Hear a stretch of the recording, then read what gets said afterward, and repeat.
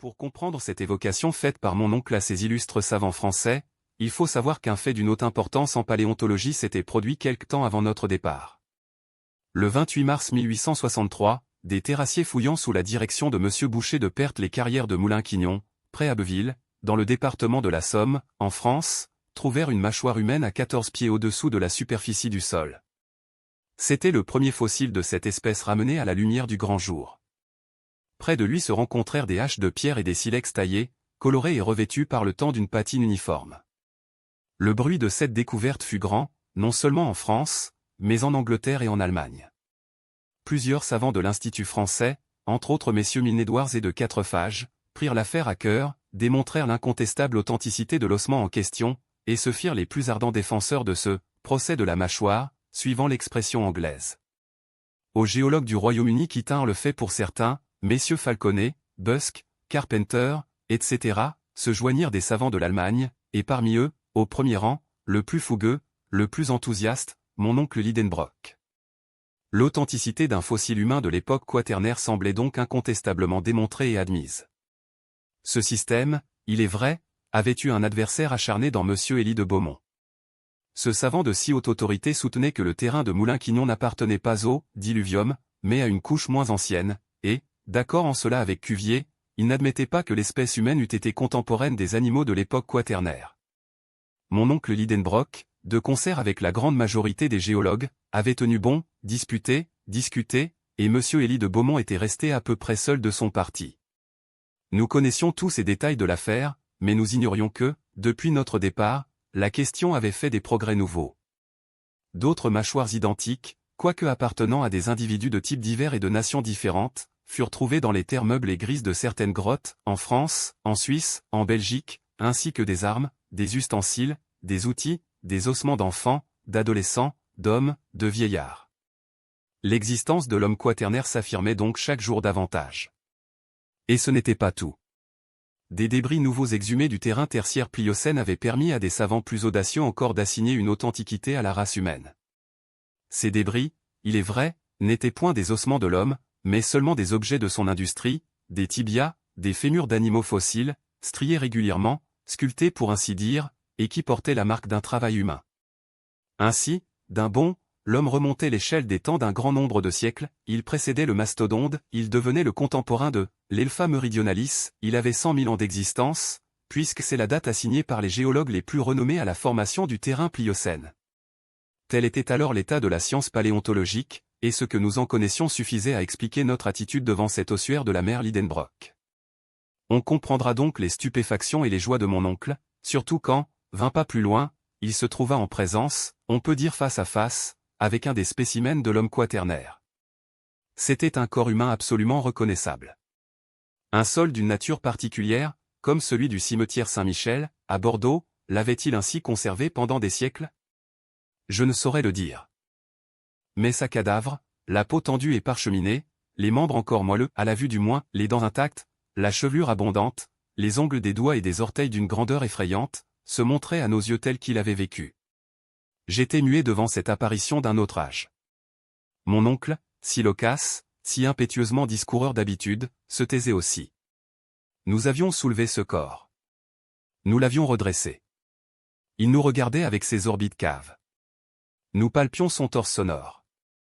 Après quelques instants de silence, l'oncle fut vaincu par le professeur. Otto Lidenbrock, emporté par son tempérament, oublia les circonstances de notre voyage, le milieu où nous étions, l'immense caverne qui nous contenait. Sans doute il se crut au Johanneum, professant devant ses élèves, car il prit un ton doctoral, et s'adressant à un auditoire imaginaire, « Messieurs, dit-il, j'ai l'honneur de vous présenter un homme de l'époque quaternaire. » De grands savants ont nié son existence, d'autres non moins grands l'ont affirmé. Les saint Thomas de la paléontologie, s'ils étaient là, le toucheraient du doigt, et seraient bien forcés de reconnaître leur erreur. Je sais bien que la science doit se mettre en garde contre les découvertes de ce genre. Je n'ignore pas quelle exploitation des hommes fossiles ont faite les Barnum et autres charlatans de même farine. Je connais l'histoire de la rotule d'Ajax, du prétendu corps d'Oreste retrouvé par les Spartiates, et du corps d'Astérius, long de 10 coudées, dont parle Pausania. J'ai lu les rapports sur le squelette de Trapani découvert au XIVe siècle, et dans lequel on voulait reconnaître Polyphème, et l'histoire du géant déterré pendant le XVIe siècle aux environs de Palerme. Vous n'ignorez pas plus que moi, messieurs, l'analyse faite auprès de Lucerne, en 1577, de ces grands ossements que le célèbre médecin Félix Platé déclarait appartenir à un géant de 19 pieds. J'ai dévoré les traités de Cassanion, et tous ses mémoires, brochures, discours et contre-discours publiés à propos du squelette du roi des Cimbres, Teutobochu, l'envahisseur de la Gaule, exhumé d'une sablonnière du Dauphiné en 1613. Au XVIIIe siècle, j'aurais combattu avec Pierre Campet l'existence des préadamites de Scheuchzer. J'ai eu entre les mains l'écrit nommé Gigant. Ici reparut l'infirmité naturelle de mon oncle, qui en public ne pouvait pas prononcer les mots difficiles. L'écrit nommé Gigant. Reprit-il. Il ne pouvait aller plus loin. Gigantéo? Impossible. Le mot malencontreux ne voulait pas sortir. On aurait bien ri au Johanneum. Gigantostéologie, acheva de dire le professeur Lidenbrock entre deux jurons. Puis, continuant de plus belle, et s'animant, oui, messieurs, je sais toutes ces choses.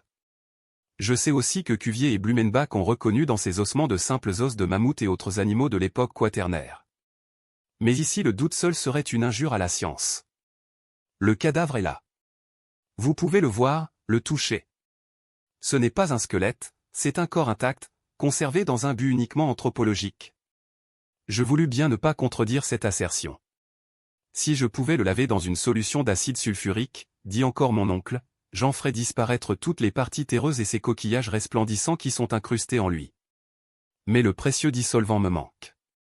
Cependant, tel il est, tel ce corps nous racontera sa propre histoire. Ici, le professeur prit le cadavre fossile et le manœuvra avec la dextérité d'un montreur de curiosité. Vous le voyez, reprit-il, il n'a pas 6 pieds de long, et nous sommes loin des prétendus géants.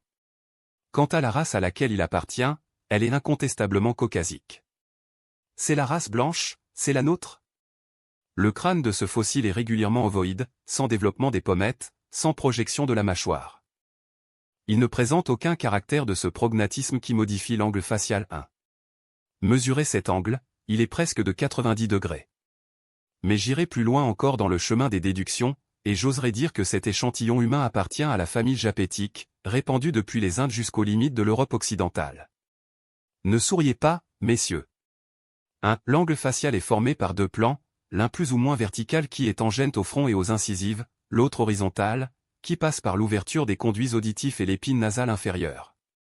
On appelle prognatisme, en langue anthropologique, cette projection de la mâchoire qui modifie l'angle facial. Personne ne souriait, mais le professeur avait une telle habitude de voir les visages s'épanouir pendant ses savantes dissertations. Oui, reprit-il avec une animation nouvelle, c'est là un homme fossile, et contemporain des mastodontes dont les ossements emplissent cet amphithéâtre. Mais de vous dire par quelle route il est arrivé là, comment ces couches où il était enfoui ont glissé, jusque dans cette énorme cavité du globe, c'est ce que je ne me permettrai pas. Sans doute, à l'époque quaternaire, des troubles considérables se manifestaient encore dans l'écorce terrestre, le refroidissement continu du globe produisait des cassures, des fentes, des failles, ou dévalait vraisemblablement une partie du terrain supérieur. Je ne me prononce pas, mais enfin l'homme est là, entouré des ouvrages de sa main, de ses haches, de ces silex taillés qui ont constitué l'âge de pierre, et à moins qu'il n'y soit venu comme moi en touriste, en pionnier de la science, je ne puis mettre en doute l'authenticité de son antique origine. Le professeur se tut, et j'éclatai en applaudissements unanimes. D'ailleurs mon oncle avait raison, et de plus avant que son neveu eussent été fort empêché de le combattre. Autre indice. Ce corps fossilisé n'était pas le seul de l'immense ossuaire. D'autres corps se rencontraient à chaque pas que nous faisions dans cette poussière, et mon oncle pouvait choisir le plus merveilleux de ces échantillons pour convaincre les incrédules.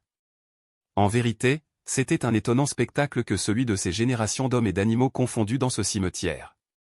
Mais une question grave se présentait, que nous n'osions résoudre.